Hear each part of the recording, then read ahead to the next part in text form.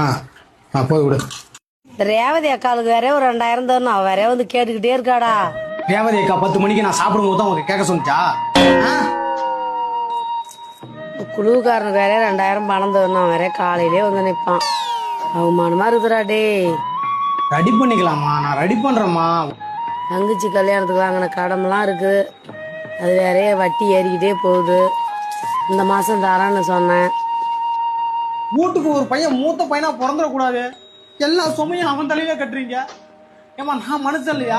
வெளியில போனா கண்ணு தெரிய மாட்டேங்குது, தலைமுடி நரைச்சி போச்சு, காது கேட்க மாட்டேங்குது, வயசாகி போச்சுன்னு எனக்கு பயமா இருக்குமா. லோனு கட்டு, அதை கட்டு, இதை கட்டுன்னு சொல்றீங்களே. எனக்கு ஒரு பொண்ணை கல்யாணம் பண்ணி வைக்கணும்னு நினைச்சாமா நீங்க? உன் தம்பி கொழுந்தியாதான் பார்த்துருக்கு. அடுத்த மாசம் வர சொல்லியிருக்காங்க. போயிட்டு வந்துடலாம் விடுறா.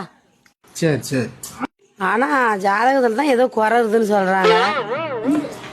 கல்யாணமே எனக்கு வேணாம். கடைசி வரைக்கும் நான் இப்படியே இருந்துடுறேன். இந்த வீட்டுக்காகவே நான் வந்து கடைசி வரையும் நான் சம்பாரிச்சு போறேன். நீங்க சந்தோஷமா இருங்க. நைட் டியூட்டி இப்பயே போய் ஜாயின் பண்றேன். நான் அங்கேயே போய் சாப்பிட்டுக்கிறேன் போ. இந்த முருகேசன் கடை பக்கமா விட போற. ஆமா, அவருக்கு ஒரு 600 ரூபாய் பாக்கி இருக்கு. அதை கொடுத்துட்றேன். நான் வேலைக்கே போகல, என்ன விட்டுருங்க. ஆ ஆ போய் விடு. ரேவதி